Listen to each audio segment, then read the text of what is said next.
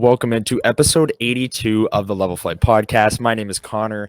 I've got Brian here with me today, and it is 10:46 on a Thursday night. The Jets just wrapped up a 5-2 win over the Calgary Flames. A great night inside this building. Brian, how are you doing? How did you enjoy the game? I enjoyed it a lot, but that game, I swear, took like years off of my life. There was like full-on whiplash in that game, and There's a lot to get to, man. A lot to get there to. really is. Yeah. I feel like we should just dive right into it. We definitely should. Funny enough, though, let's start with this. Usually, if you've been a longtime fan of the LFP, we like to associate the number of the episode to like a player.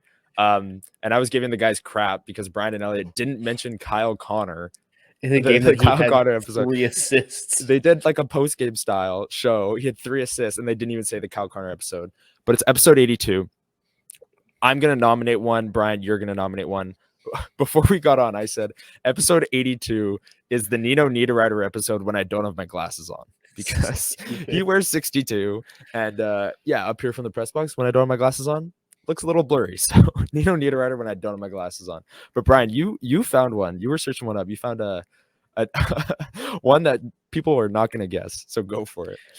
Yeah, no, I was actually I knew it before I looked it up, but I was like, I want to confirm this before I just start saying anything. But it was Mason Appleton's number before he was like a full-time NHLer. And like, you know, those Deep in the numbers that guys archives. that are kind of just like when they're hovering between the AHL and the NHL, they don't have anything. It's like anything between like 70 and 89. It doesn't really matter, but yeah, it was 82 for Mason Appleton when he first made his appearance. So it's the Mason Appleton here's the only number we have left episode. Let's get into it. There's a lot to get to from this game. I think we have to start with the Gabriel Vilardi hat trick, the play of the top line, the fact that they were broken up for 10 minutes. And let's start there because we love talking about line combinations and deployment. I'll get into Rick Bowness's answer in a second because I did ask him about it in the post game, but they basically broke up the top line right after they made it 2-1. Perfetti to Ehlers. Ehlers went 5-hole. And Bowness's explanation was like, well, he set him up for that goal, so let's give it some run, which whatever. And then they stick with that. And I tweeted out because Calgary made it 2-2. And as I was writing the tweet, they scored to make it 2-2. And the tweet that I was writing was, it's hilarious how much this game has flipped since they flipped Connor and Ehlers. Like, they made it 2-1. They made that change, and it was all Calgary. All Calgary. The shots were 15-4 in the second period. It was all Calgary until they flipped it back, and then it was all Jets. Like, it was actually hilarious. Everything that Twitter's been saying, they should be victory lapping the crap out of it because the Jets had control of this game for about 45 minutes, 40 minutes of it. And the 15, 20 minutes they didn't have control is when they flipped Connor and Ehlers. Plain and simple, because both lines didn't work. And when you flip Connor and Ehlers and it's Connor, Scheifele, Vilardi, Ehlers, Monahan, Perfetti, your entire top six just doesn't gel. But when you flip Ehlers and Connor, then they do gel. And you saw how good the Winnipeg Jets can be, especially in that third period when they do flip. I know us in our Telegram chat, we were like, mind blown that he switched the lines back to Connor, Scheifele, Vilardi. But Brian, what did you see from basically the start of the game when the Jets were great? They made that line change. They weren't great and then turned it back on and were great once again when they made the line change again. Yeah. Well, I started the game by enjoying what I was watching. Like the top six was just thriving. Things were not easy on Calgary, and it was exactly what you want. And obviously, Calgary goes up on their power play, but even still, like everything you're seeing from that top six is beneficial, and it's probably going to lead to scoring. Yeah. I think at the end of the first, this is where it was funny. So just before the end of the first, they flip back to Connor, Scheifele, Vilardi, which is duly noted that it's the worst line that the Jets have iced all season. Just simply hasn't worked. Like never. But I took a screenshot and I sent it in our Telegram chat because at that time, in terms of ice time, Money Puck had Connor Scheifele-Velarde and Ehlers Scheifele-Velarde next to each other on their underlying. And I was looking at Connor Scheifele-Velarde. It was like 30% expected goals, 20% Corsi. Yeah. And then I looked down slightly, and it was 95% expected goals percentage, 78% Corsi. And I'm like, Man, I never. He it just always makes such a changes the difference. lines when they're doing okay, but he rode the same line for 6 games when they were losing. And look, like, it's not like that line was just doing okay. Like you mentioned, 95% expected goals percentage. And Gabriel Velarde Controlling finished the the game with a chances. hat trick. Yep. Velarde finished the game with a hat trick. Like, it's undeniable at this point that Velarde and Ehlers have chemistry. And I know Velarde scored one of his goals in the power play. But I'm telling you, like, that line was dominant. There was that goal. I don't remember. It might have been the 4th goal for the Jets. I believe it was. It was Velarde's second. Ehlers comes flying in off the left side, like doing Total what he controlled does. zone entry. Total controlled zone entry. He goes around the net like he does. He's just flying. Makes a great pass cross seam to Josh Morrissey. To Josh Morrissey. Josh Morrissey shoots it. Velarde deflects it, bangs home the rebound, and the Jets go up 4-2, and the game is over from that point. Velarde's second of the game. It's undeniable that line is incredible, and they have been ever since they've been put together. They had a rough first game against who did they play last? I didn't do the post-game show, so this is my it was LA. It was LA. Yeah. I did watch that game. I was in the building for it, I swear. But they kind of had a slower start in that one, but now you're seeing them start to roll. You saw the second line roll again. Cole Perfetti with another great pass to Ehlers, not to Kyle Connor, but Kyle Connor buries that too. Like, he's an elite shooter. But man, Cole Perfetti playing great on that second line. Rick Bowness mentioned it in the post game. I think he was asked by Marat, Atesh of The Athletic, friend of the show, who said, how like impressive is it basically that your team is this deep and Cole Perfetti can basically come off the couch, for lack of a better term, come out of the press box and play as good as he has.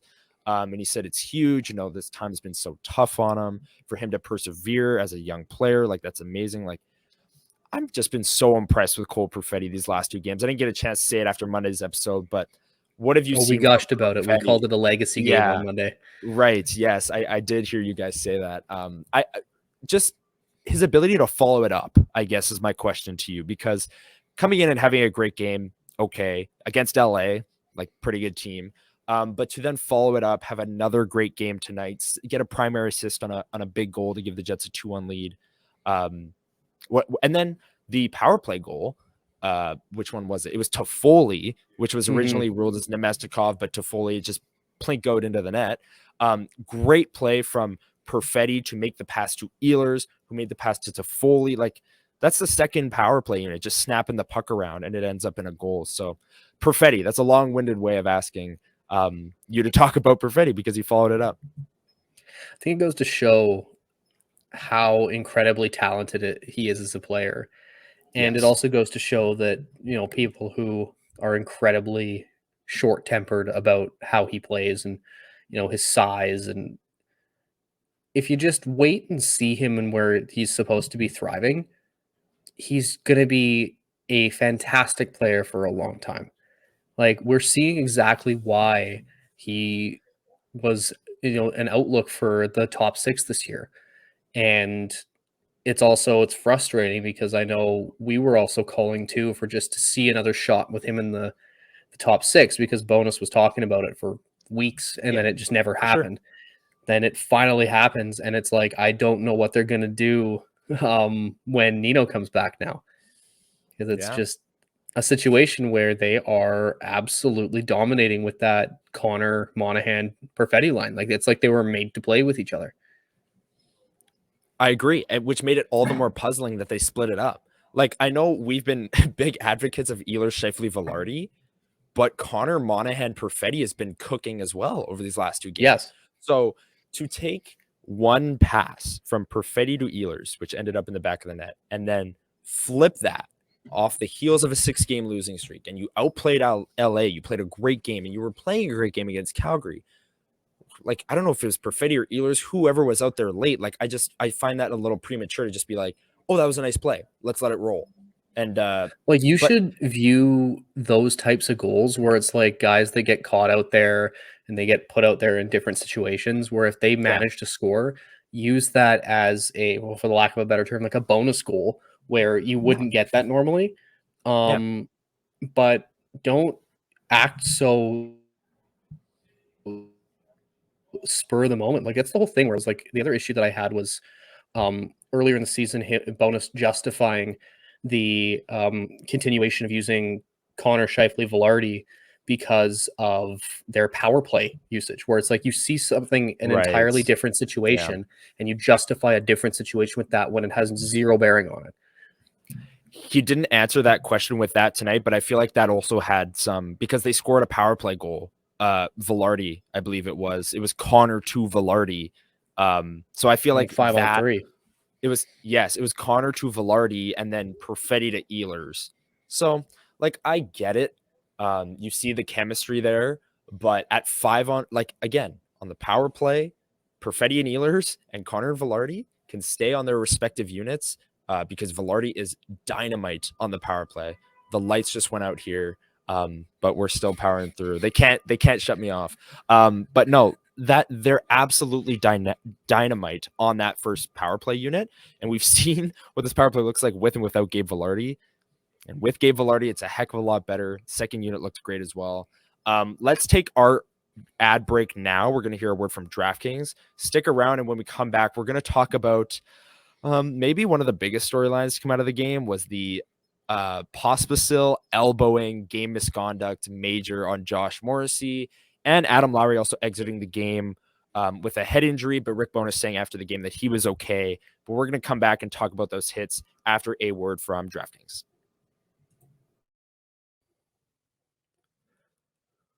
We know hockey games move fast, but with DraftKings Sportsbook, an official sports betting partner of the NHL, you can score faster than anything happening on the ice.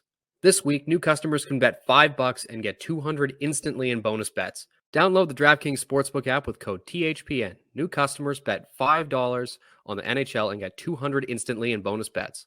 Only on DraftKings Sportsbook with code THPN. The crown is yours. Gambling problem? Call 1-800-GAMBLER or visit www.1800gambler.net. In New York, call 877-8-HOPE-NY or text HOPE-NY. In Connecticut, help is available for problem gambling. Call 888-789-7777 or visit ccpg.org. Please play responsibly. On behalf of Boot Hill Casino and Resort in Kansas, licensee partner Golden Nugget Lake Charles. 21 plus, age varies by jurisdiction, void in Ontario. Bonus bets expire 168 hours after issuance. See dkng.com/hockey for eligibility and deposit restrictions, terms, and responsible gaming resources. NHL and the NHL Shield are registered trademarks of the National Hockey League. Copyright NHL 2024, all rights reserved. And welcome back in to the Nino Niederreiter Rider episode when I don't have my glasses on. It's episode 82 of the Level of Flight podcast. I've got Brian here with me. Brian, if you've scrolled Twitter, if you missed the game, you've seen the hit. Josh Morrissey taking a high hit at his own blue line. Martin Pospisil, who's got a history, especially with Winnipeg Jets players, having hit Cole Perfetti twice in the head. Tonight, hitting Morrissey in the head. What did you see from the hit? I mean, in the moment, I honestly thought that it wasn't as bad. I thought he got crushed, obviously. And then I saw the replay. I saw the elbow come up. I saw his head snap back. It's like, ooh, that was him leave his feet. Not great. What did you think of the hit? And are we talking suspension potentially for Pospisil, who's been suspended a few times before, I believe, most recently 3 games for a hit from behind on Vince Dunn? That was very dirty. Yep. Well, the first thing I noticed was just the fact that he just launched himself. Very clearly, fully off the ice by the time he made contact with Morrissey, which regardless of what happens there, that's going to get penalized. That's combine that with the full head contact that he made. I think, 100% we're looking at a suspension here, especially because he's a repeat offender. But 100%.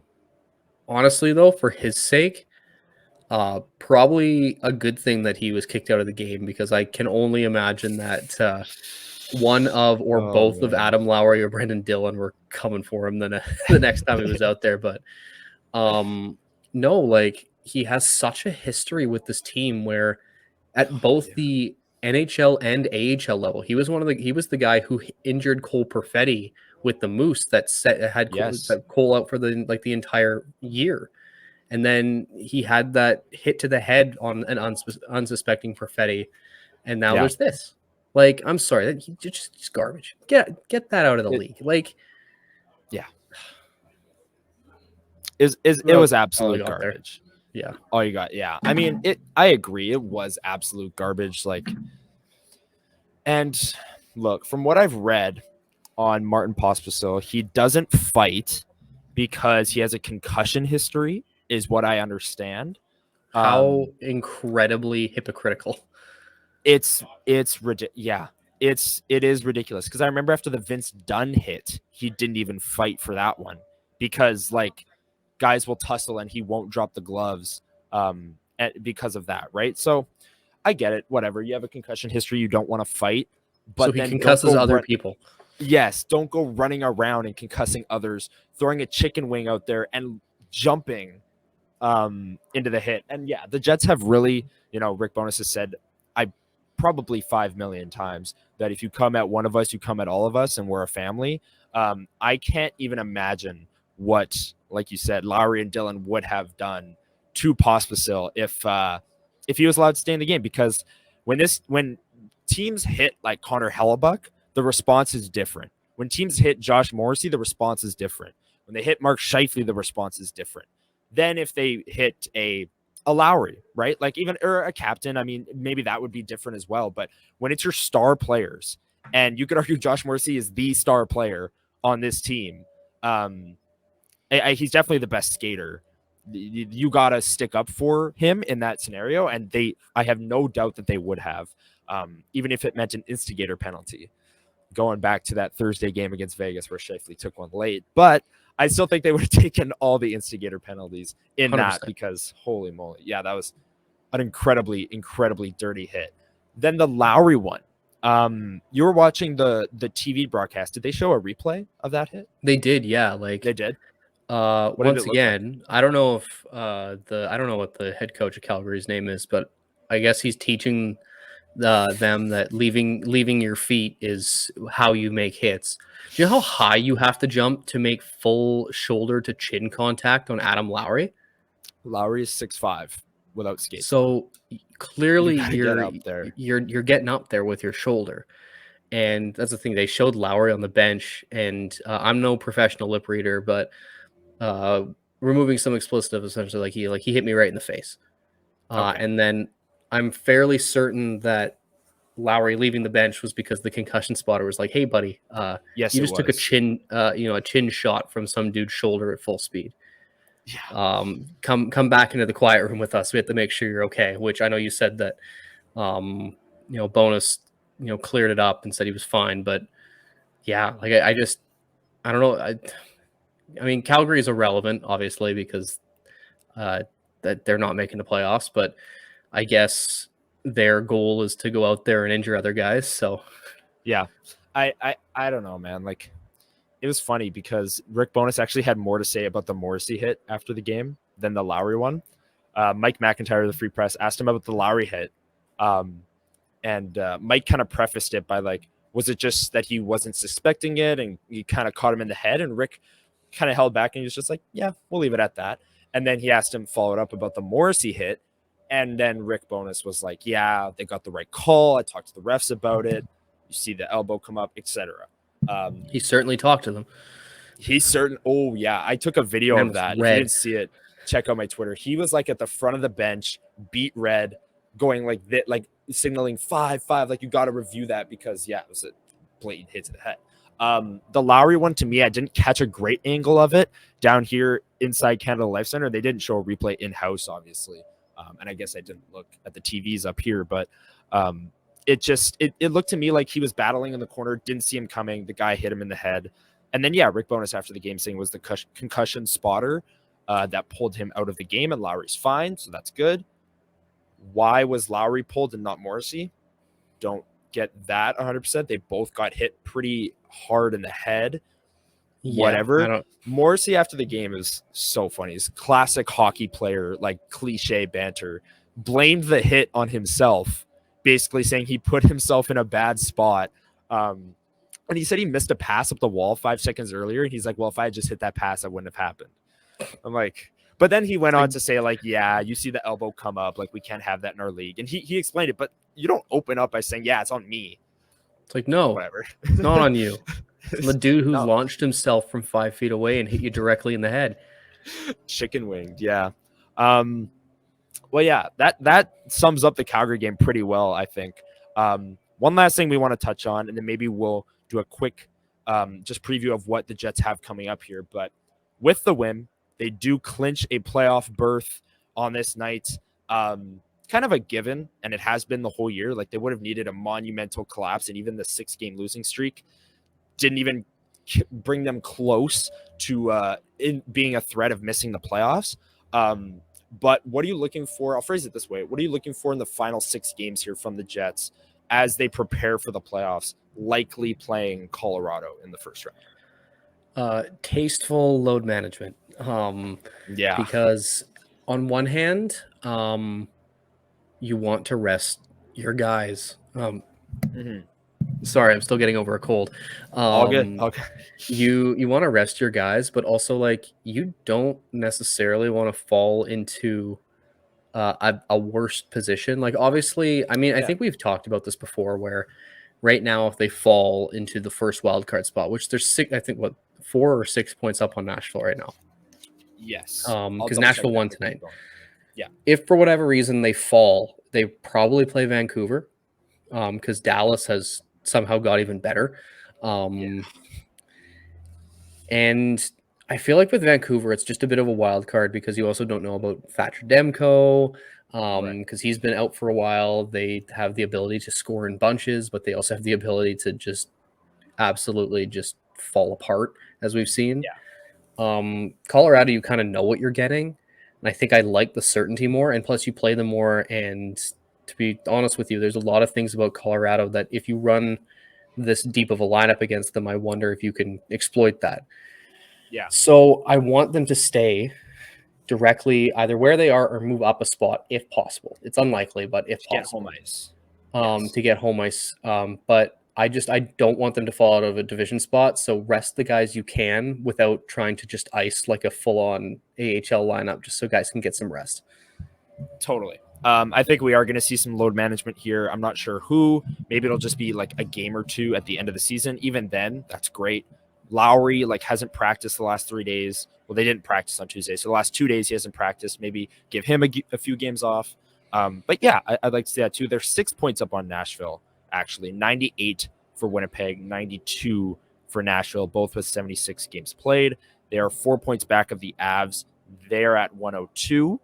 But the first tiebreaker, which is regulation wins, the Jets have 41, the Avs have 40. So theoretically, if they're able to finish with the same number of points, the Jets would have home ice over the Avs if they have more regulation wins in the end. They do play the Avs coming up, and this is a good transition.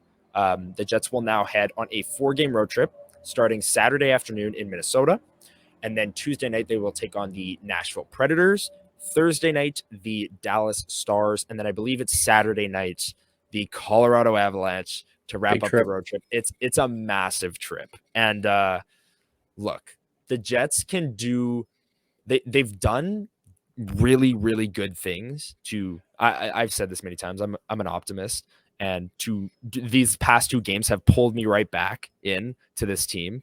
But they can genuinely silence a lot of questions on this road trip. If you can beat a Dallas for the first time this season, if you can beat a Colorado on the road this late in the year, likely your first round opponent, like a first round playoff preview, you can do a lot there in terms of national media attention, national respect from your opponent, and just general confidence in the room. Like if you 100%. If you go in and beat both Dallas and Colorado, those 2 games are next to one another, what does that do for the room, right? Like that can do a lot.